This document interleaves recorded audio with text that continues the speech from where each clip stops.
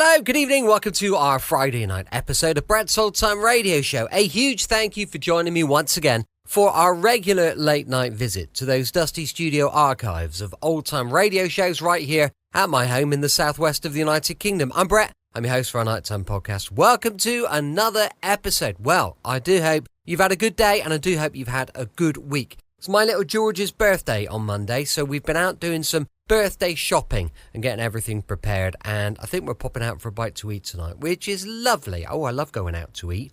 Don't forget, I've got Facebook, Instagram, YouTube and TikTok. For those of you, I don't know what's happening with TikTok. I don't know if they're going to be switching it off. I understand there's a bunch of legal issues and it's all going on because TikTok is very much controlled. I think all companies that are linked to China are pretty much controlled by the Chinese government, aren't they? So it's a frightening world we live in. It really is. Anyway, we've got a fabulous sister podcast called Sunday Night Mystery. It's available on all your podcast outlets. And of course, we've got the book to accompany it called Sunday Night Mystery. I've got a new season that starts this weekend because we've come to the end of the stories from the first book and we are about to kick off the second season. And I'm quite excited about it because I've gone a bit down a different route with them. Rather than just give the facts of the story, I've tried to dramatise them a little bit. So give me your feedback, let me know what you think. However, it is time now for our Friday night episode of Dad's Army. This one is episode 18 of series 3. It's called The Recruit.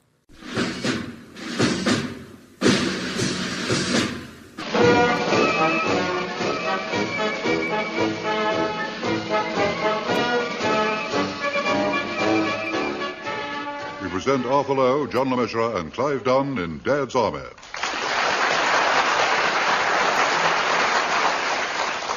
The Recruit, featuring John Lorry, Arnold Ridley and Ian Lavender with this week's guests, Bill Pertwee, Frank Williams, Edward Sinclair, Larry Martin and Elizabeth Morgan.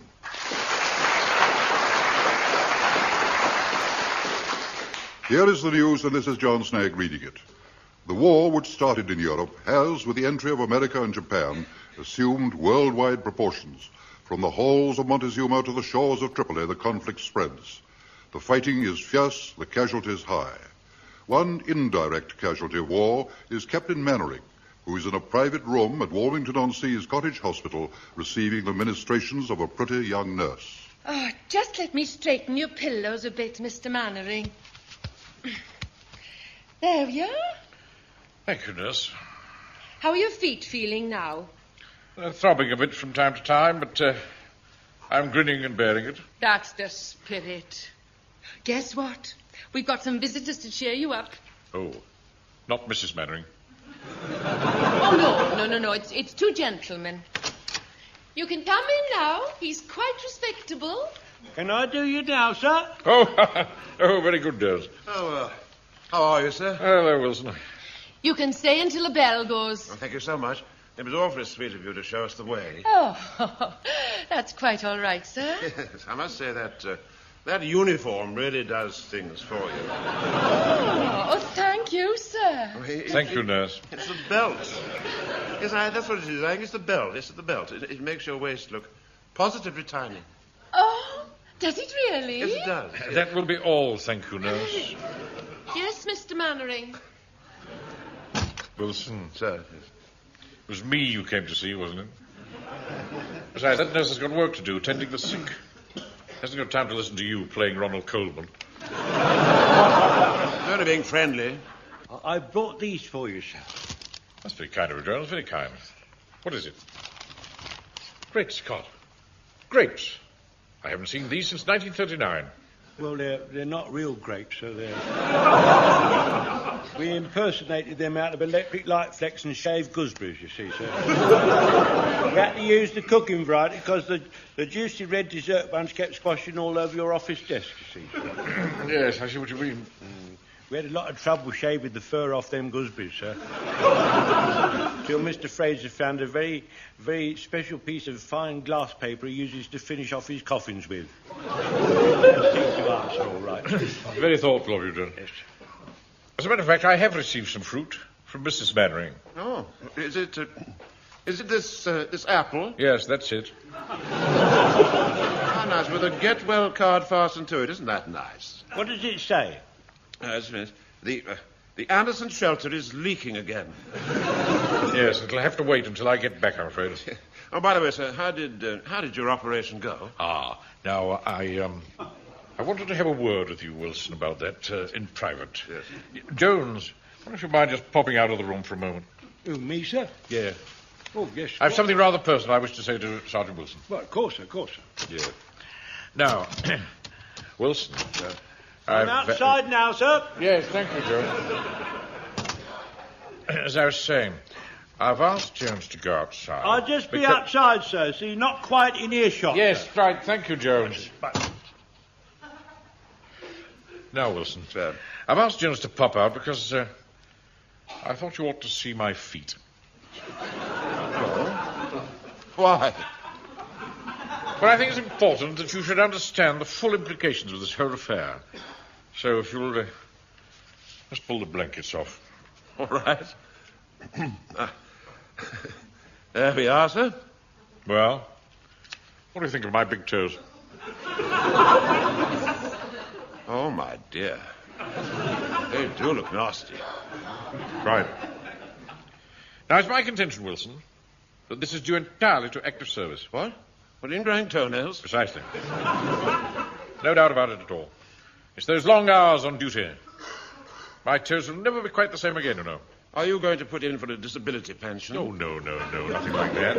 But mark my words, it's all that standing about that's done it. Yes, you do an awful lot of sitting about as well. Have you had any trouble at that end? You have a very coarse streak, Wilson. I suppose you picked it up at that public school. I'm sorry, sir. I'm simply alerting you to my condition, so that you can be on guard against it yourself and on behalf of our troops. I'll watch it very carefully. You just put the blankets back. Yes, of course I will, yes. There we are now. Is that comfy? Thank you, Wilson. You can come back in now, Jones. I didn't hear a word, sir. I said you can come... Oh, you are in, yes. How's the platoon doing without me, Wilson? Oh, they're getting on swimmingly, sir. Oh, really? Well, yeah, we miss you, of course. Oh, well, you're bound to.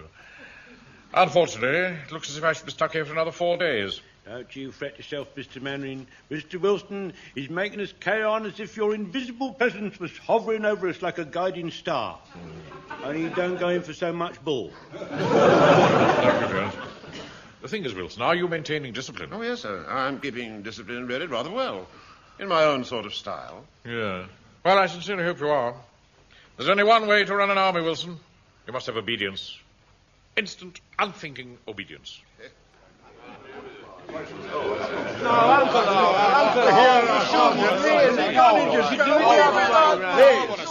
Please, chaps, for heaven's sake. Now, one at a time. Right.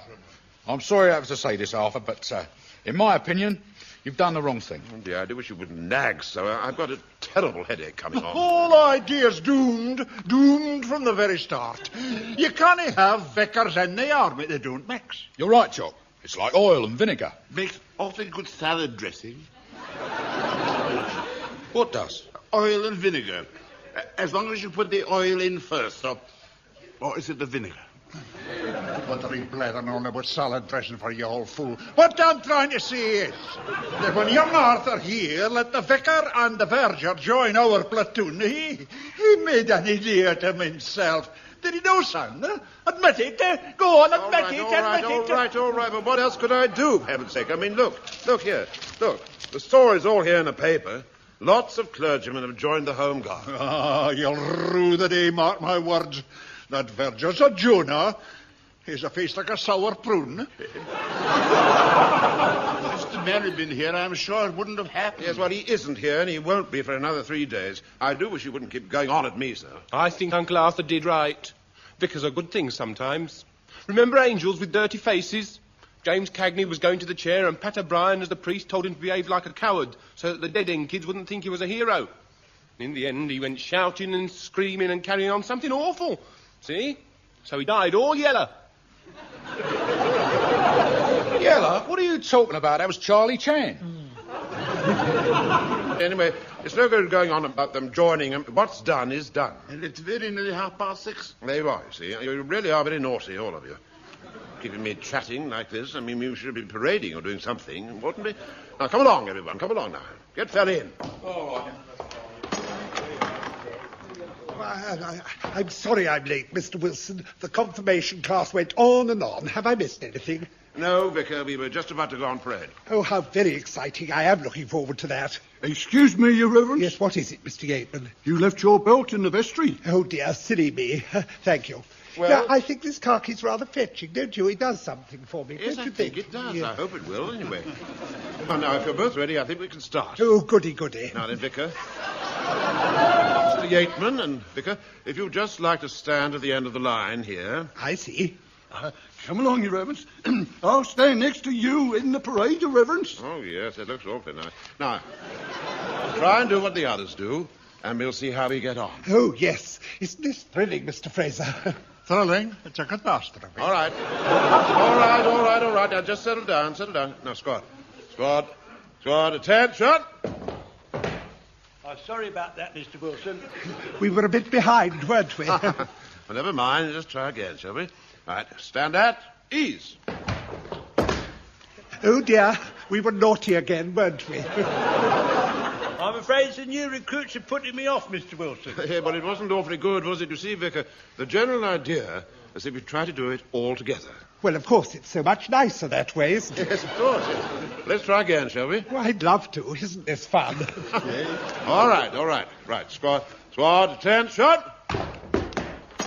Oh, yes. That was quite a lot better. Oh, no, it wasn't. It was a shambles.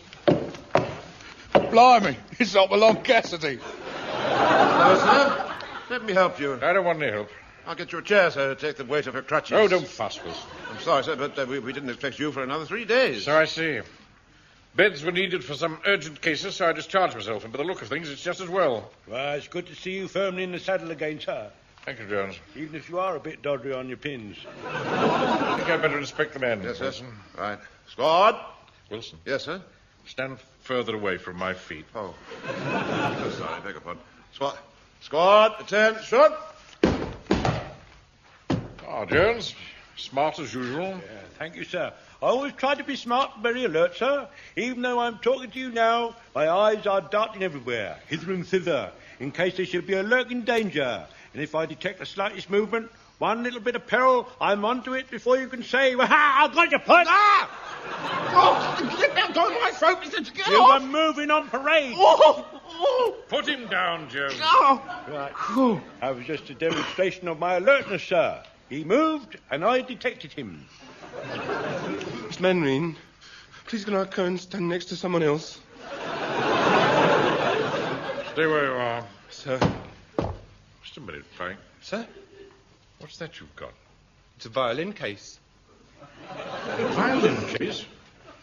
How dare you come on parade carrying a violin? Take his name, Sergeant. Yes, sir. Miss Mainwaring, I haven't got a violin in the case. I've got a Tommy gun, just like Edward G. Robinson. You know, in Little Caesar, I can whip it out in a second. Did you know about this, Wilson?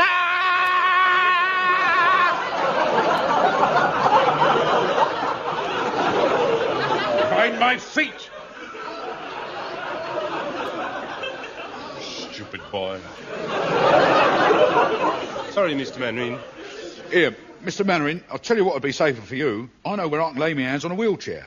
Then Sergeant Wilson can wheel you up and down like Lyle and Barrymore in Young Dr. Kildare. It won't be necessary, thank you, Walker. And Pike, don't bring that violin case on parade again. No, Mr. Mainwaring.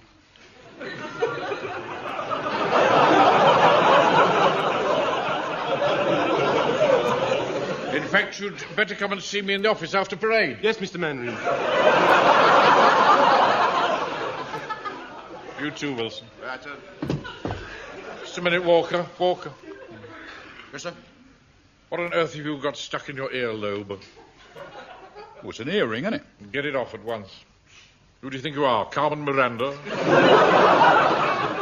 Well, it's the only way I can get into the gypsy camp to see these birds. Ah. Might have known there was some girl at the bottom of it. No, it's not her I'm after. It's her dad. He's got the clothes peg, see? And they need them for the war effort at the ATS camp. Never heard such nonsense in my life. Well, it's the truth. Last Thursday, they hung out the washing with no clothes pegs. Then this sudden gust of wind blew up, and it was khaki knickers all the way to Eastgate. All right. See me afterwards in the office. Right. There's going to be quite a queue, isn't there? That's enough. Will you keep away from my feet? Sorry. Ah, Godfrey. Oh, good evening, sir. Godfrey. What is that peculiarly shaped object stuck in your hat? It's his head. Yeah,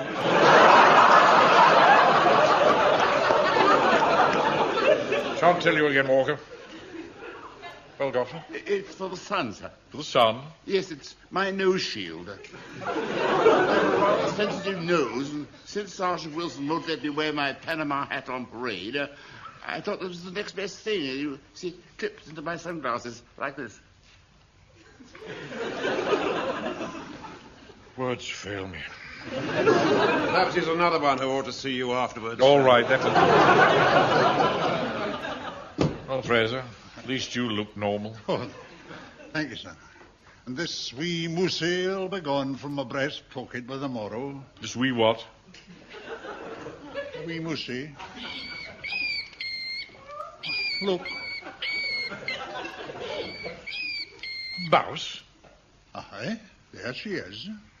Just look at the wee, sleeked, coor and timorous beast. Oh, what a panics and... Oh, I'm sorry, sir, I was carried away looking into her wee face. Anyway, I couldn't very well leave her on her own. Her bairns are due any minute now.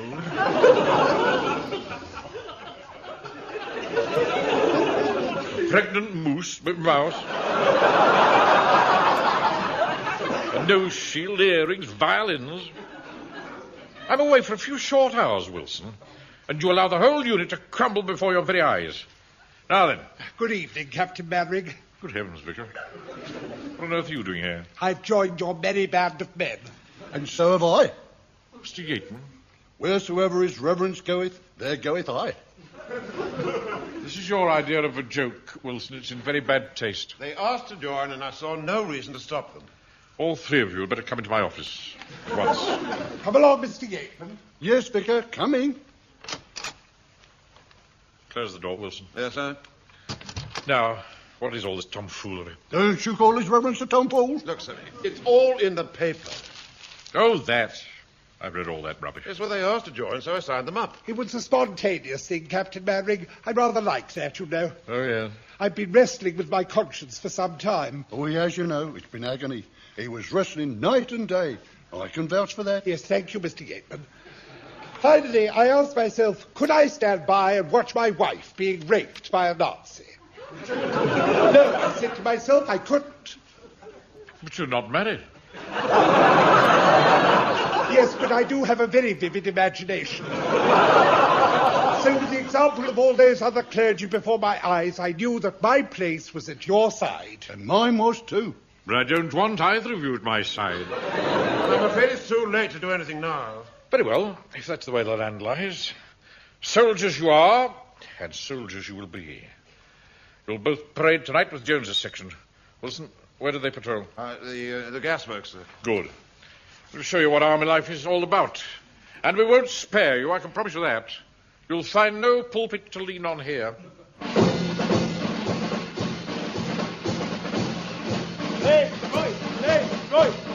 Right. Oh! Now, Private Pike, Private Vicar, and Private Verger, stand fast. Remainder into the guard hut. Fall out. Now then, Private Vicar. Private Pike and myself are going to demonstrate to you the correct proceedings for military soldiers guarding things on sentry. First of all, you'll be on the lookout for parachuters, saboteurs, and enemies of the realm. When you see any of these approaching your person, you will take up a fearsome stance with your rifle and challenge them in the aforesaid manner. Show 'em, Private Pike. Right. Halt! Who goes there? Very good. Now, you do it just like that. I see. Halt, who goes there? No, you want to say it a bit more fierce, like you was a rough, brutal, devil-may-care sort of person. I thought he did it very well. I'm not asking you, Private Verger. Silence in the ranks. I'm not frightened of you, you know. You don't impress me at all. Oh, do be quiet, Mr. Yateman. If we start making trouble, be on a fizzer under Section 40. That's conduct disciplinary to the military prejudice. Can we do the next bit? Yes. What is the next bit? On being challenged with Hulk, who goes there, the parachutist or saboteur says, friend, whereupon you shout, advance, friend, and be recognised. Right, Private Vicar, go on, do that. Hello, friend. Advance and be recognised. You mustn't say it so friendly. You're asking them if they're friendly, but you don't want to be friendly yourself. Well, supposing he makes advances to me and I don't recognise him. Well, if you didn't know him, he's bound to know you. Oh, everyone knows his reverence and respects him. Yes, thank you, Mr. Yateman. Well, there's a lot more to it, but you'll pick it up as you go along. Now, I'll leave you here on guard. And if you ever need bother, you just send for the guard commander. That's me. And if I have any trouble, or if anyone shoots you, or anything like that, I just say, turn out the guard, and we'll all come and give you a hand. Right, come on, Pug, let's get inside in the warm. Yeah, come on, Mr. Jones. Excuse me, your reverence. What is it, Verger? I think somebody is making approaches to us. Where? Over there by the gates. I can just make something out through the murk. Oh, dear. Will you do it or shall I? Don't worry yourself, sir. I'll take care of it. Halt! Who goes there? Adolf! What did he say? I think he should Adolf. Oh. Little boy, did you say Adolf? Yeah, that's right. Adolf who? Adolf Hitler. It can't really be, can it? I shouldn't think so, your reverence. I think it's a cheeky young boy having us on. Come here, little boy. Yeah, what do you want? Now listen, young man, if you don't behave properly, you'll find yourself in serious trouble for disobeying army orders. I'll put a sock in it, you twerp. Blimey. Yeah, you're not proper soldiers. You're the stupid old vicar. And he's your stupid old verger. And you can't tell me what to do. I'll give you one more chance. Challenge him again, Mr. Yateman. Halt! Who goes there? Adolf Hitler. Oh, dear, this is serious. We'd better send for Mr. Jones. I could clip his ear for him. No. I abhor violence. We'll send for Mr. Jones. Turn out the guard! Turn out the guard! Mr. Jones! Mr. Jones! All right, coming, come on. Where are they? Where's the enemy? Fixed bayonets? Come on now. Mr. Jones, I said, halt, who goes there, just as you told me, and he positively refuses to say friend. Who does? I do. Oh, blimey, you haven't turned us out just for him. The man's unhinged. He's supposed to say friend. You said so yourself. I know him. He's a cheeky little monkey. He runs into my shop when it's full of people and shouts Liptons. Yeah, and he runs into Swallow's Bank and shouts trustee savings. And he comes into my funeral parlour and asks if I've got any empty boxes. Yeah, well, you can't do nothing because you're not proper soldiers. Oh, aren't we? I'll soon show you. Bring him into the guard room. You heard what the corporal said. Get inside. Oh! Oh, blimey, hit me. Here, you're not supposed to do that. It's against the Geneva Convention. Yes, and so's this. Oh, blimey, hit me again. Come on in here, young fella, me lad. He hit me. He hit me. That great big ugly bullet, 'cause I'll tell my uncle on you. Hey, watch it. Want none of that gutter-snake chicken here, you wee blighter. Listen, sonny, use your loaf and behave yourself, or you'll be handed over to the coppers, right? That's right, for not compiling with lawful army things what we're telling you to do. What's going on in here? Why is nobody on guard? We've detained a suspect, sir. We're just interrogating him. Suspect? Who is it? Him. He doesn't look very suspicious to me. Well, he said his name was Adolf Hitler. I shouldn't set too much store by that, Vicar, if I were you. Go away, little boy. Future don't be so cheeky. Yeah, well, that stupid old verger hit me. And I want an apology. Look, just run along, or my sergeant will put his belt across your backside. Who, me? Oh, blimey, that's how it is it? Assault, battery, threats, and foul language. Yeah, well, my uncle'll have the law on you. See him off, Wilson, see him off. I do wish you'd stop addressing me as if I was a Labrador. Go on, you little perisher. Off with it. Well, I'll tell my uncle I will. Yeah, I'll tell my uncle. What an unpleasant child. Well, that's the end of that. However, I think one important fact emerges. If you, Vicar, and you, Verger, had dealt with this in a proper military manner in the first place, this would never have happened. Oh, I see. It's all my fault, is it? It's his reverend's fault, is it? Yeah, it's yours as well. Captain Mandarin just said so. Aren't you being a little hard on them, sir? After all, it's their first time on guard. I know what I'm doing, Wilson. This might be an ideal opportunity to get rid of them. The fact is, Vicar, by arresting that small boy, you've made yourselves and us look ridiculous. Oh, so his reverence is ridiculous now, is he? And you too. I'm sorry, but it just goes to show how very silly this whole home guard business is. I've had enough. That goes for me, too. If you both feel that way about it, I, for one, will be most happy to accept your resignations. Very well. Here you are, then. You can have your silly gun back. And your silly hat, and your silly tunic. Vicar, what about your silly trousers? Not here, if you don't mind. I'll send them round in the morning. Oh, come along, Mr. Yateman. Come in, your reverence. Good riddance of bad rubbish. Thank goodness that embarrassing little episode's over. All the same, that child was rather obnoxious. I hope he does tell his uncle. Probably give him a sound thrashing. Oh, Uncle Bill! Uncle Bill! Hello, young Wilfred. What are you doing out this time of night? Oh, God, Uncle Bill, I was coming to look for you.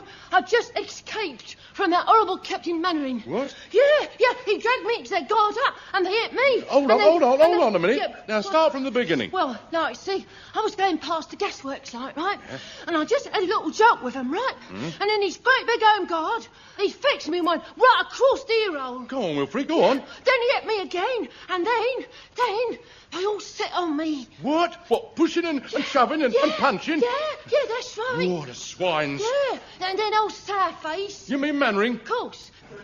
Well, he told his sergeant to give me a whipping, see, so I ran away, Uncle Bill. Oh, of course. In terror. Of course you did, yeah. Yes. There's one thing that makes my blood boil, it's cruelty to innocent children. Yeah. Oh, that was cruel, Uncle Bill. That was very cruel. Oh, you come with me, lad. I'll soon settle Mannering's ash. Go on, you're going to fight him? I'm going to fight... Well, we'll see what happens when we get there. Aye, sir. He was a cheeky wee monkey and no mistake. He deserved a scalping, sir. Yes, he reminded me of someone. Can't quite think who. But that ill-tempered, aggressive manner of his was very familiar. Anyway, if I'm any judge of this sort of thing, we'll hear no more about it. Right, Mannering, get your jacket off and come outside. What are you talking about, Hodges? How dare you come barging into my command post like that? Wilfred, come here. Yes, Uncle Bill. Now, you repeat what you told me. They hit me, time and time again. Yeah. And Grandad there threatened me with a bayonet. Yeah. Who are you calling Grandad, you cheeky young whippersnapper? You Don't let them hit me again, Uncle. They won't touch you. They won't dare to touch you while I'm here. Go on. Then that fat big head said, just run along, or my sergeant will put his belt across to your backside. Oh, just about your mark, isn't it, Mannering? Bullying little boys. Hooligans you are. Hooligans. Now, have a go at someone your own size. Come on, try it to me. Come on. Oh, hold my glasses, Wilson. Excuse me, sir. Do you think that's wise? Don't you tangle with him, Mr. Mannering. Not in your crippled state. You'd let me do it for you. Here, hold my rifle, Pikey, while I hang one on him. Oh, that's sporting, that is. 7 of you against 1. No, only 6. I'm not feeling very well. Well, that settles it then. I'm bringing charges. I'm having you all up in court. You're in a few home truths there. Yeah, they're a laughing stock, aren't they, Uncle? Of course they are. Yeah, playing at soldiers, that's all they do, That's isn't right, then. it? Yeah, playing at soldiers. And Grandad's sausages are all made of bread. They're not all bread, you cheeky young rip. Well, you can't get the meat. Go on. Go on, you tell him, man. Go on, tell him. Cool. You should hear me and my mates laugh when they goes on church parade and that silly old Godfrey over there. Yeah, swinging his Red Cross handbag. Yes, swinging his Red Cross handbag. Yes, go on, tell him, go on. Yeah, well, they're nearly as funny as the Waldens. Yes, right, they're nearly as funny. What did you say? Yeah, you with your daft white hat and your flat nose. Yeah, and your left, right. Cheeky little bloody, you just wait till I get my hands on you. Come back here, I'll give you flat nose. You wish you'd never been born. Come back here. You know, Wilson, come to think of it, he has got rather a flat nose. Hey, that comes from always sticking into other people's business.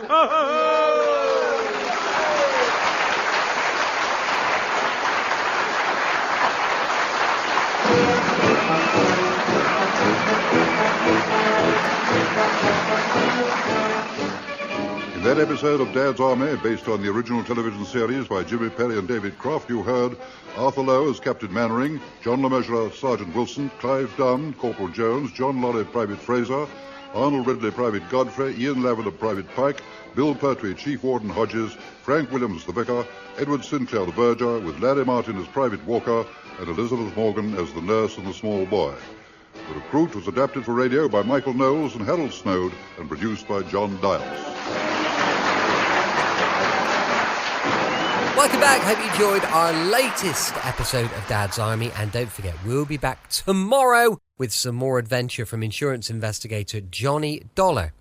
That's going to be going live at 5 p.m. UK time. As I mentioned earlier, we've got a sister podcast called Sunday Night Mystery, and we're going into the second season of that. So if you get a moment to have a listen, please do. For now, thanks for listening. I'll be with you 7 days a week, each and every week, and I'll see you tomorrow on Brett's Old Time Radio Show. Love you. Bye.